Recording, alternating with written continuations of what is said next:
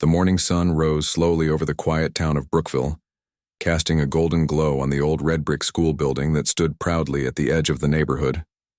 Inside its halls, students whispered and teachers prepared for another day of lessons, unaware that by the end of the day their lives would be changed forever. The story began not with a student or a teacher, but with an elderly janitor named Mr. Harold Jenkins, a man in his late 60s who had spent more than 30 years quietly cleaning classrooms, fixing broken lights, and listening to students when they needed someone to talk to. Mr. Harold was not rich or famous, nor did he hold any official title at the school. He wore the same faded blue uniform every day, carried a worn-out backpack full of tools, and walked slowly due to an old injury from years ago. But despite all that, he was known and loved by almost everyone in the school. Students often stopped to say hello. Some even brought him snacks, and many teachers trusted him more than some of their colleagues. He had seen generations of students grow up, graduate, and move on with their lives. For many, he was more than just a janitor. He was family. But on this particular morning, something felt different. A small crowd had gathered near the principal's office as Mr. Harold was called inside. His face showed no fear, only curiosity. He had never been in trouble before, never missed a single day of work unless he was seriously ill, and always kept to himself. The school board had recently passed new rules about retirement age, claiming that older workers were not suitable for physical labor anymore. It was a rule meant to modernize the staff, but to many, it seemed cold and unnecessary. Inside the office, the principal sat behind a large wooden desk, looking uncomfortable. Two members of the school board were also present, sitting stiffly, in chairs across from Harold. The principal cleared his throat and tried to speak kindly, but the words came out harsher than intended. They told Harold that because of his age, the school could no longer keep him employed. They thanked him for his years of service, handed him a box containing his few personal belongings, a thermos, a name tag, and a small photo frame, and asked him to leave the premises immediately. Harold looked down at the box, then back at the faces of the people who had worked alongside him for decades. He didn't argue or raise his voice. He simply nodded, took the box, and left without saying a word. As he stepped outside, a group of students saw him walking away with the box in hand. Some of them ran toward him, asking what was happening. One girl, who had once confided in him during a tough time in her life, started crying. Others looked confused, angry, or helpless. But Harold only smiled gently and told them not to worry, that everything would be fine. By the end of the day, the news had spread like wildfire. Teachers talked about it in hushed tones, students posted messages on social media, and parents began calling the school to ask questions. But nothing could be done. The decision was final. Harold was gone. No one expected anything to change after that. Life at the school continued as usual. The next morning, classes resumed, bells rang, and the halls filled with voices again. But then, just as the first period bell was about to ring, something extraordinary happened. A deep humming sound filled the air, growing louder and louder, until everyone stopped what they were doing and rushed to the windows. Hovering above the school field was a sleek black helicopter, its blades slicing through the sky like a blade through butter. Students and teachers alike stared in disbelief as the helicopter landed smoothly on the grassy field. The dust settled and the door opened. Out stepped a tall man in a dark suit, his hair neatly combed back and his eyes scanning the crowd with calm confidence. Behind him followed two assistants carrying briefcases and speaking into headsets. The man walked directly toward the main entrance of the school, where the principal and a few teachers stood waiting, clearly unsure of what was happening. The man introduced himself as Carl Dawson, a billionaire philanthropist known for funding schools, hospitals, and community programs across the country. His presence alone was shocking enough, but what came next stunned everyone even more. He asked to speak to the entire school, immediately. Within minutes, students and teachers were gathered outside, standing in rows on the field, trying to understand why such a powerful man had suddenly appeared at their small school. Carl Dawson stepped forward, adjusted his tie, and spoke in a clear, steady voice. He told them a story about his childhood, about how he had grown up poor, lived in a small apartment with his mother, and struggled in school. He said there was a time when he wanted to quit, when he felt like giving up entirely. But then, one person changed everything. A kind janitor who gave him food when he was hungry, let him study in the empty school building after hours, and encouraged him to believe in himself. That janitor, he revealed, was none other than Mr. Harold Jenkins. Without Harold's help, Carl said, he would never have graduated, let alone become the man he was today. He looked around at the shocked faces before him and said that he had come to repay a debt, not with money, but with action.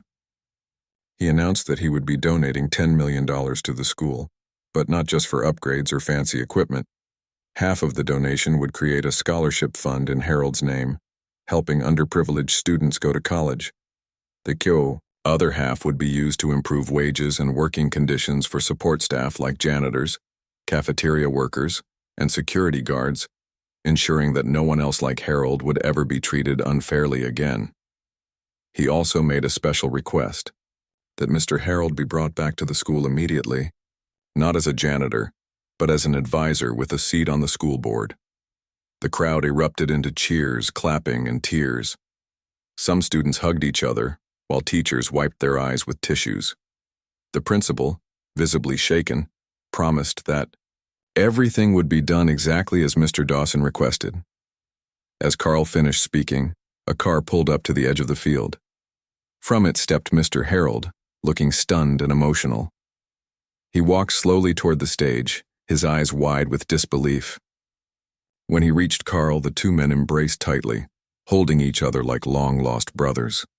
The moment was captured by dozens of phones, shared instantly online, and would later be remembered as one of the most powerful moments in the school's history. What happened next would change the school forever. But for now, the students and teachers stood in awe, watching as two unlikely heroes stood side by side.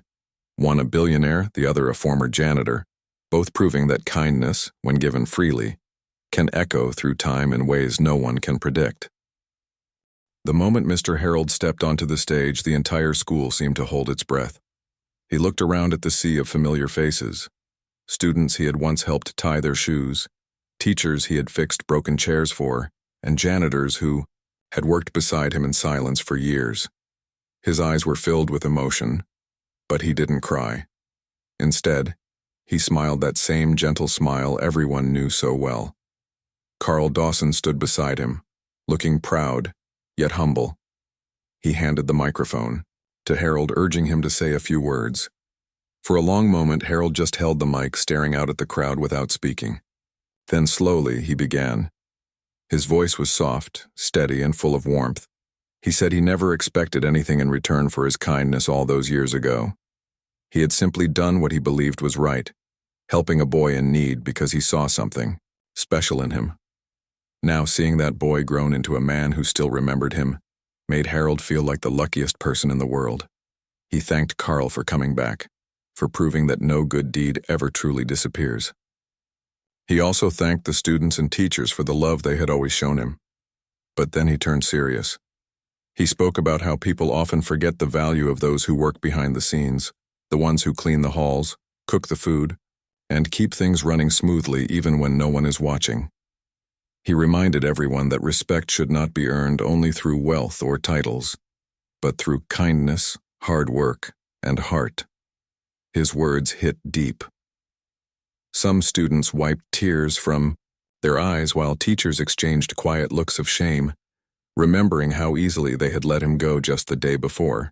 The principal stepped forward nervously, clearing his throat. He admitted that the school had made a mistake, that forcing Harold to leave was not only unfair but wrong. He promised that new policies would be put in place to ensure that no staff member would ever be treated that way again. He also announced that Mr. Harold Jenkins would now be an official advisor to the school board, with a seat in every major meeting and a voice in every big decision. A loud cheer rose from the crowd. Students clapped, some jumped up and down, and a group of girls hugged each other tightly, overwhelmed by the emotions of the moment. Cameras flashed as reporters captured every second, knowing this story would soon spread far beyond Brookville.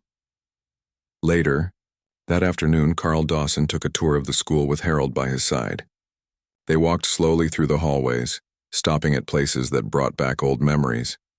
At one point, they paused near a small storage room where Carl used to sit alone after school, studying late into the evening. Harold chuckled softly as he recalled how Carl would fall asleep on a pile of brooms, only to wake up covered in dust and sneezing loudly. Carl laughed too, shaking his head. "You gave me more than a place to study," he said. "You gave me hope." As they continued walking, Carl asked Harold if he would help oversee the new scholarship fund named after him. Harold thought for a moment, then nodded. He agreed, but with one condition, that the scholarships wouldn't just be based on grades or test scores, but also on character. He wanted to help students who showed kindness, resilience, and a willingness to give back to others, just like the kind of student Carl had been. Carl agreed instantly. He admired Harold's wisdom and knew that the fund would be in good hands. He also proposed another idea. He wanted to start a youth leadership program at the school, teaching students the values of humility, hard work, and compassion. Harold loved the idea and promised to help shape the program's curriculum. Meanwhile, the news of Carl's donation and Harold's return spread quickly across the town. Parents gathered outside the school gates, talking excitedly about what it meant for their children's future. Local businesses offered support, and community leaders reached out to express their admiration for both men. By the end of the week, the school had already begun making changes. New signs were posted around the building, thanking support staff for their hard work. Teachers started greeting janitors and cafeteria workers by name, and students volunteered to help clean classrooms after lunch. It was as if the whole school had woken up to a new way of thinking, one that valued everyone equally, regardless of their job title or social status. One of the first actions taken under Harold's advisory role was a staff appreciation event, held in the school gym.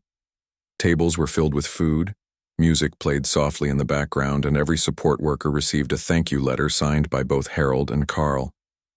Many of them had never been acknowledged like this before, and some couldn't help but tear up as they read the notes. Harold stood on the small stage watching the crowd with a warm smile. He felt proud, not because of the money or the recognition, but because people were finally seeing the truth, that everyone matters, and that even the smallest acts of kindness can change lives forever. As weeks passed, the scholarship fund grew stronger. Applications poured in from students across the district, each one telling a unique story of struggle, perseverance, and hope. A committee was formed to review the applications, with Harold and Carl personally involved in the final selections. At the same time, the youth leadership program kicked off with great enthusiasm. Students who joined were taught lessons on empathy, responsibility, and community service. Field trips were organized to local shelters and nursing homes, where students volunteered their time helping others. The program became so popular that other schools in the region began reaching out, asking if they could adopt similar models. Throughout it all, Harold remained humble. He never sought the spotlight, never tried to take credit, and always encouraged others to step forward and lead. But whenever he walked through the school halls, students would stop him to say hello, teachers would greet him with respect, and even the youngest kids would wave at him with bright smiles. And Carl? He kept coming back. He visited the school, every few months, always bringing new ideas, new funding, and most importantly, his time. He mentored students, shared his own life experiences, and reminded everyone that success isn't measured by how much money you have, but by how many lives you touch along the way. Years later, long after Harold had passed away peacefully in his sleep at the age of 82, the school still honored his legacy. His photo hung in the main hallway, surrounded by letters and drawings from students whose lives he had changed. The scholarship fund continued to grow, and the youth leadership program expanded to dozens of schools across the country. But the most powerful lesson came not from any speech or ceremony. It came from the simple truth that had always been there. Sometimes the people we overlook are the ones who carry the biggest hearts, and sometimes the smallest act of kindness can spark a chain reaction that changes the world. No one at Brookville High School would ever forget the day an elderly janitor was unfairly pushed aside, only for the world to discover that he had quietly built a giant. It was a story that inspired generations, reminding everyone that greatness doesn't always wear a suit or speak with authority. It sometimes wears a faded blue uniform and carries a worn-out backpack. And in the end, that was enough. The days that followed the arrival of Carl Dawson and the return of Mr. Harold were filled with excitement, change, and a new sense of purpose at Brookville High School.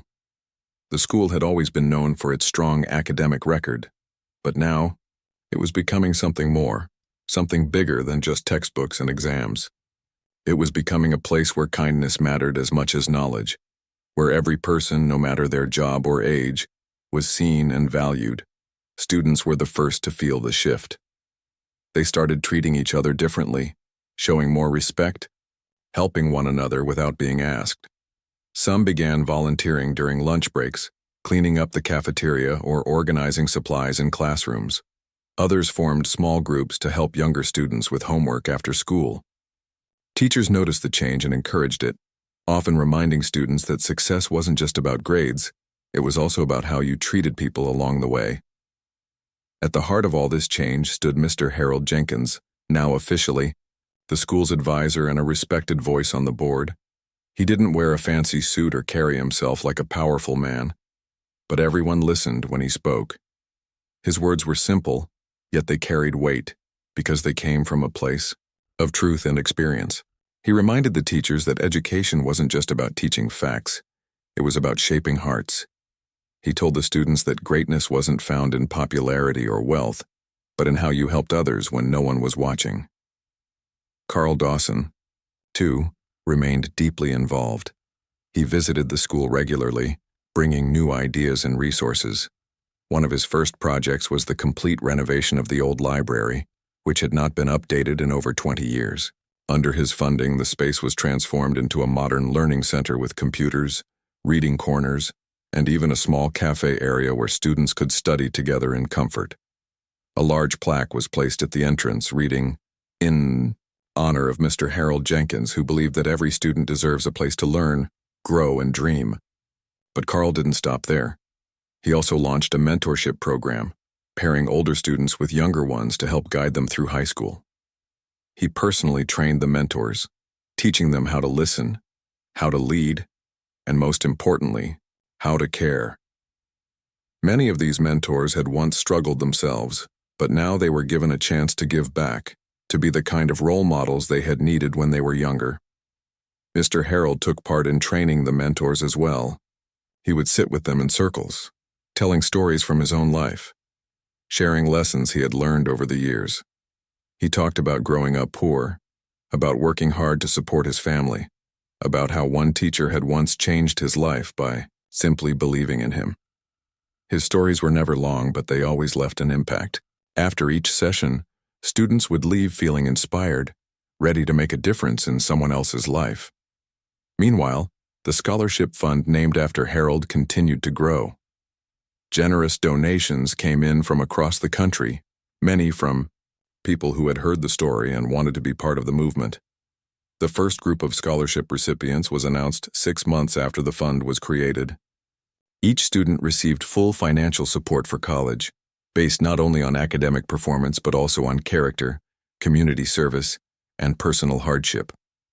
The selection process was led by a committee that included both Harold and Carl, ensuring that the values behind the fund stayed true to its roots. One of the first scholarship winners was a girl named Maya Thompson, a quiet but determined student who had grown up helping her mother raise 3 younger siblings while balancing schoolwork. She had never dreamed of going to college, thinking it was out of reach financially. But when she stood on stage to accept the award, tears in her eyes, she looked directly at Mr. Harold and said, "You showed me that even when things are hard, there's still hope." Her words moved the entire audience, and from that day forward, Maya became a symbol of what the scholarship stood for. Back in the halls of Brookville High, the culture continued to evolve. Janitors, cafeteria workers, and security guards were now greeted by name, thanked for their work, and included in school events. Students no longer saw them as background figures. They were part of the school family. Some students even volunteered to help clean up after lunch or assist with maintenance tasks, seeing it as a way to contribute and show appreciation. The principal, once hesitant and unsure about the changes, now fully supported the new direction. He made it clear that Brookville High was not just preparing students for tests but for life. He worked closely with Harold and Carl to develop new policies that promoted fairness, inclusivity, and emotional well-being among students and staff alike. Outside the school walls, the story of Mr. Harold and Carl Dawson spread far beyond Brookville. News outlets picked it up, calling it a modern-day fairy tale of kindness, gratitude, and redemption. Social media buzzed with videos of the helicopter landing, of Harold speaking to the crowd, of students cheering and hugging. People from other towns reached out, asking if similar programs could be started in their schools. A documentary filmmaker even contacted Carl, hoping to turn the story into a film that could inspire millions. Despite all the attention, Harold remained humble. He never sought fame or fortune. When reporters asked him for interviews, he politely declined, saying, "I'm just a janitor who got lucky." But those who knew him understood that it wasn't luck. It was love. Love for people, for students, for the simple joy of helping others without expecting anything in return. As the months passed, the school continued to thrive.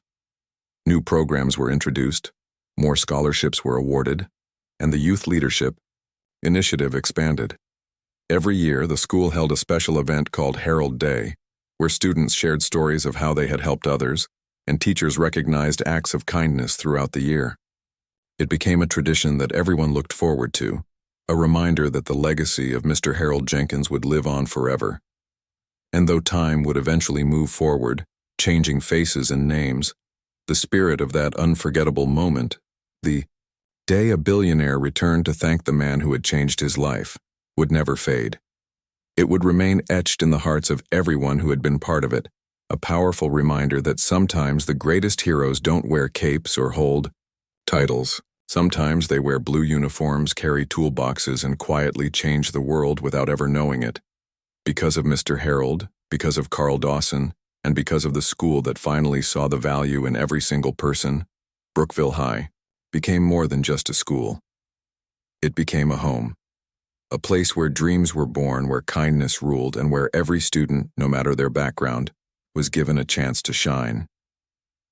The years passed, and the impact of Mr. Harold Jenkins and Carl Dawson's actions continued to ripple through Brookville High School, like a stone dropped into still water. What had started as a single act of kindness, Harold giving a struggling young Carl a place to study, something to eat, and someone to believe in, had grown into something far greater than either of them could have imagined. At first, people thought the story would fade like so many others do, becoming just another viral moment on the internet before being forgotten. But it didn't. Instead, it took root. Schools across the country began adopting similar programs inspired by the Youth Leadership Initiative that Harold and Carl had helped create. The scholarship fund bearing Harold's name expanded beyond Brookville, reaching students in cities far away who had once believed college was out of reach. And the school itself changed, not just in policies or funding, but in spirit. Inside the school building, things looked different now.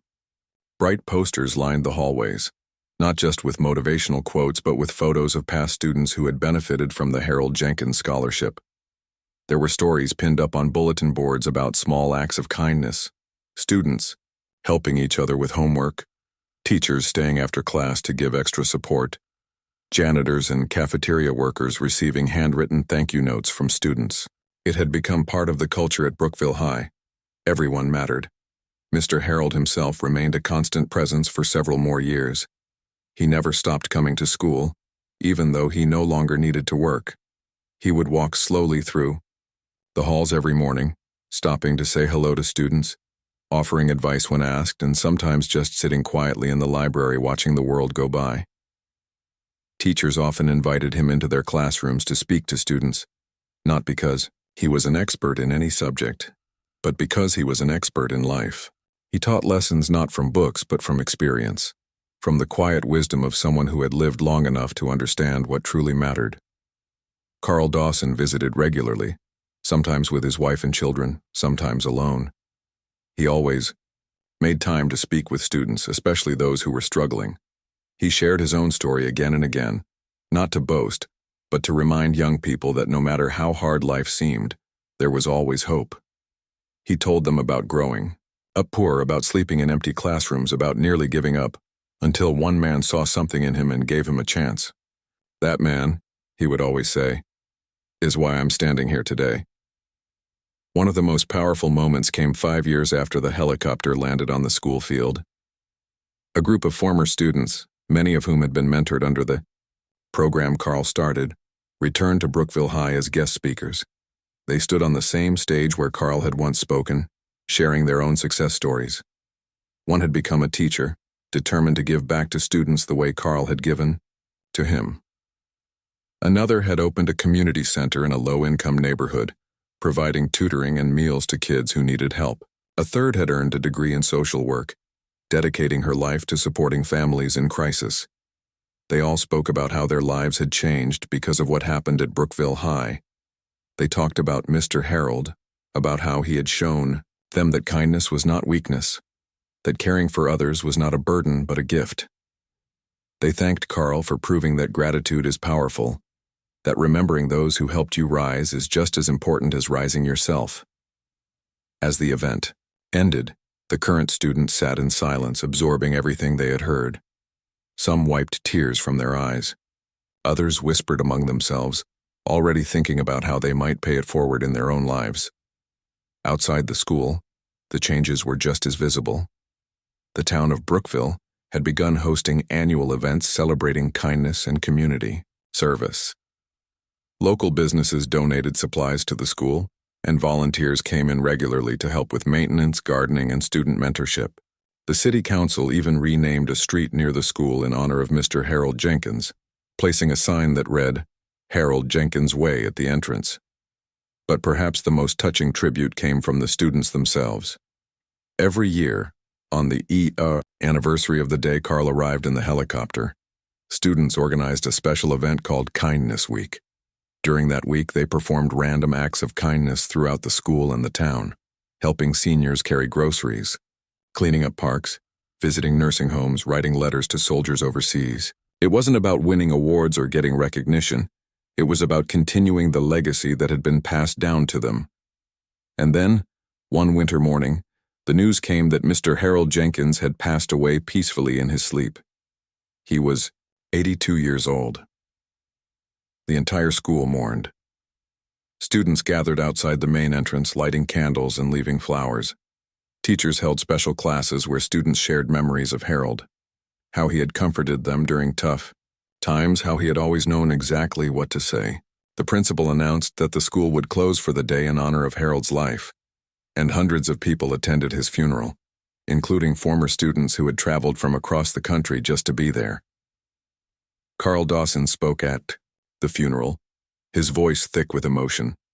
He described Harold not as a janitor, not as an advisor, but as a father figure to many, a guiding light who had changed the course of countless lives without ever asking for anything in return. He didn't seek fame, Carl said. He didn't chase fortune. He simply believed in people. And because of that belief, he built something lasting, something beautiful. After the funeral, the school created a memorial garden in Harold's honor, filled with flowers, benches, and a small statue of him sitting on a bench smiling gently. Every spring, students planted new flowers there, keeping the space alive as a reminder of the man who had changed everything. Even after his passing, Harold's influence remained. The scholarship fund continued to grow. The youth leadership program expanded to more schools, and the values he had instilled, kindness, humility, and service, remained at the heart of Brookville High. Years later, when a new generation of students walked through the halls, they would hear stories about the kind old janitor who had once cleaned the floors and listened to students' worries. They would learn how he had been unfairly let go, only for the world to discover that he had unknowingly raised a billionaire. And they would be reminded that greatness doesn't always come from the loudest voices or the brightest minds. It can come from the quietest hearts. Because of Mr. Harold Jenkins, because of Carl Dawson, and because of a school that finally learned to see the value in every person, Brookville High became more than just a place of learning. It became a beacon of hope, a living example of how one act of kindness can change the world, not just for one person, but for generations to come. The years rolled on, and the story of Mr. Harold Jenkins and Carl Dawson became more than just a local legend. It turned into something people across the country talked about, something they wrote books about, something they showed in classrooms, to remind students that kindness is never wasted. What had started with one man quietly helping another had grown into a movement, a way of life for Brookville High School and beyond. Back at the school, the changes were still visible every single day. The halls no longer echoed only with the sounds of lessons and footsteps, but also with laughter, gratitude, and small acts of kindness. Students held doors open for each other, teachers stayed after class to help those who struggled, and janitors, cafeteria workers, and security guards were greeted by name and thanked regularly. It was no longer unusual to see students cleaning up after lunch without being asked or helping younger kids find their classrooms. Everyone understood now that respect wasn't something you earned through titles or money. It was something you gave freely, and it came back to you in ways you couldn't always predict.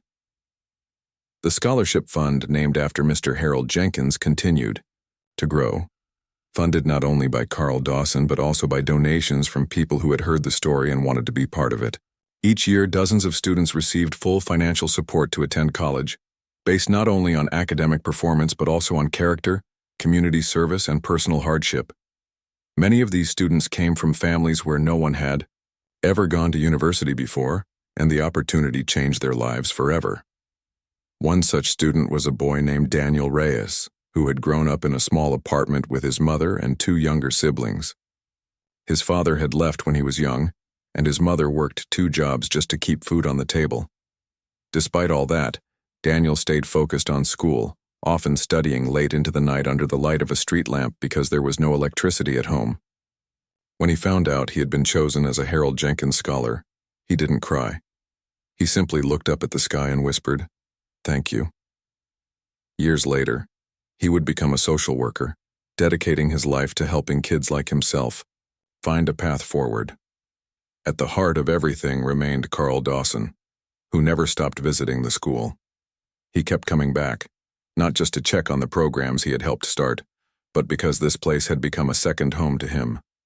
He mentored students, spoke at events, and even helped design new leadership training modules for the youth program. But more than anything, he reminded everyone that success meant nothing if you didn't use it to lift others.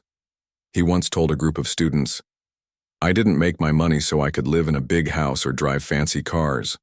I made it so I could change lives, like mine was changed by someone who saw me when nobody else did." As the years passed, the school itself began to look different. The library, once outdated and forgotten, had become the busiest place in the building, filled with students reading, studying, and dreaming. The memorial garden outside bloomed with color every spring, tended carefully by student volunteers who understood its meaning. A statue of Mr. Harold sat near the entrance, smiling gently, surrounded by benches where students often sat to talk, reflect, or just enjoy the peace. But perhaps the most powerful legacy of all was the culture that had taken root inside the school. Teachers no longer saw themselves only as instructors. They saw themselves as mentors, as guides, as people responsible, not just for teaching subjects, but for shaping hearts. They taught lessons not just from textbooks, but from real-life experiences, encouraging students to think about how they treated others, how they could give back, how they could leave the world better than they found it. And the students? They carried these lessons with them long after graduation.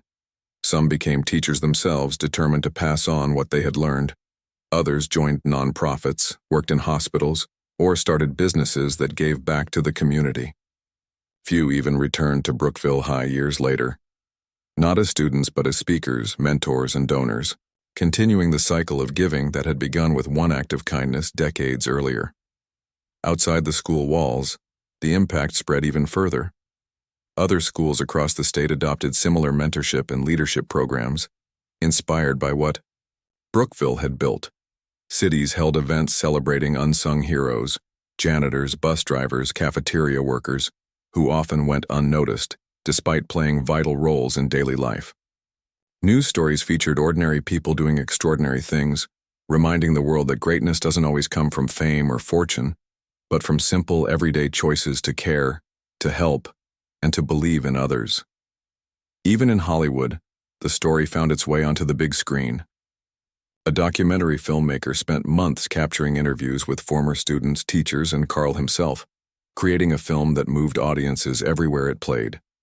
At the premiere, Carl stood beside a larger-than-life poster of Mr. Harold and said, "This isn't my story, it's his, and it belongs to everyone who believes in kindness."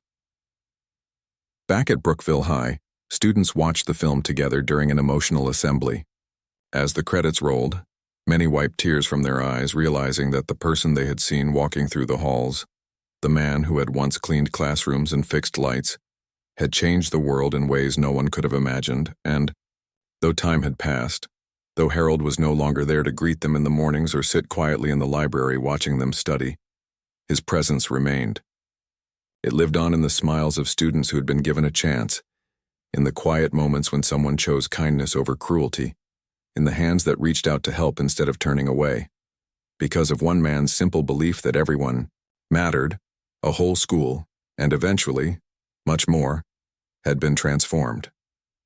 Because of one billionaire's decision to return and repay a debt not with money, but with action, a movement had begun. And because of both, countless lives had been touched, lifted, and changed forever. Years passed, and the story of Mr. Harold Jenkins and Carl Dawson became more than just a memory at Brookville High. It turned into a living legend, passed down from one class to the next. New students who had never met Harold still knew his name, still heard stories about the kind janitor who once gave everything he had to help a struggling boy become something more. They learned how that boy grew up to be a billionaire who came back not for fame or power, but simply to say thank you. The school continued to change in ways no one could have predicted. The scholarship fund named after Harold kept growing, funded by donations from people all over the world who believed in its mission. Each year, dozens of students received full support for college, not based on wealth or connections, but on their character, their kindness, and their willingness to give back. Teachers often reminded students that education wasn't just about getting good grades. It was about becoming better human beings. Carl Dawson remained deeply involved, visiting whenever he could, and speaking to students with the same humility he always had. He never acted like a celebrity or a powerful businessman. He spoke like someone who remembered where he came from and never wanted to forget it. He told students that success didn't mean much if you didn't use it to lift others. He shared how he used to sleep in empty classrooms, how he used to eat only when someone like Harold gave him food, and how he almost gave up, until one person showed him that he mattered. His words stayed with the students long after he left. Some wrote them down in journals, others shared them with friends, and many carried them into adulthood, letting them guide the choices they made in life. Back at the school, the youth leadership program flourished. Students who joined were taught not only how to lead, but how to serve. They volunteered in the community, helped younger kids with homework, and organized events to bring people together. The program became so successful that other schools across the country began adopting similar models, inspired by what Brookville had built. And then there was the memorial garden outside the school, filled with flowers, benches, and a statue of Mr. Harold sitting quietly, smiling gently. Every spring, students planted new flowers around it, keeping the space alive as a reminder of the man who had changed everything. On special days, teachers brought classes outside to sit and talk about kindness, about gratitude, about how even small actions can make a big difference. But perhaps the most powerful part of Harold's legacy was the way people treated each other. Janitors, cafeteria workers, and security guards were no longer seen as background figures. They were greeted by name, thanked for their work, and included in school events. Students held doors open for teachers, helped each other clean up after lunch, and looked out for those who struggled. It was no longer unusual to see a student staying after class to help another catch up, or a teacher offering extra time to a kid who needed it.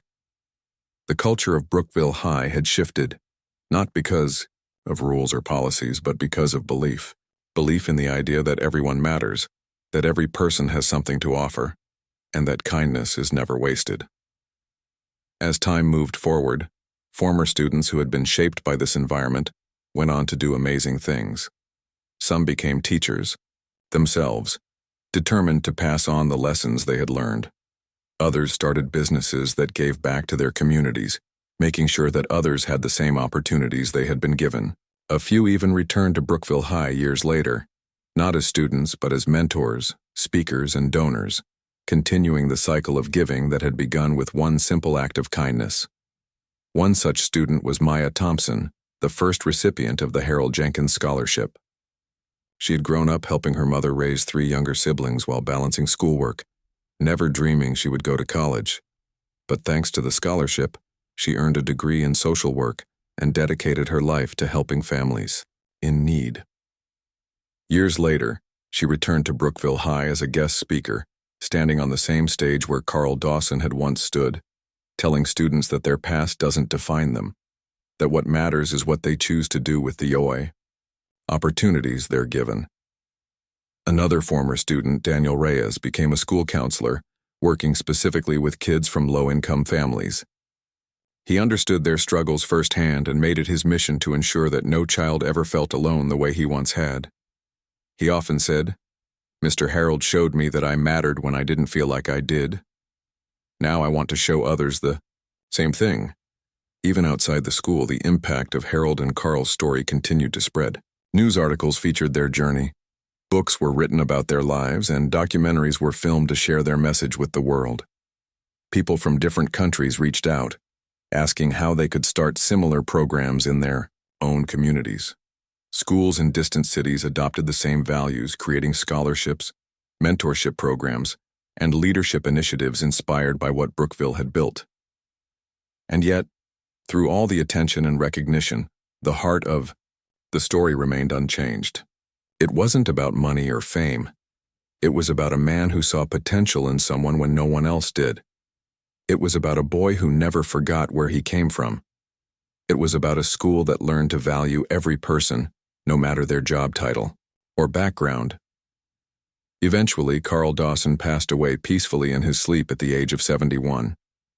His death was mourned not just by those who had known him personally, but by thousands who had been touched by his generosity. At his funeral, former students, teachers, and staff gathered to honor him, sharing stories of how his kindness had changed their lives.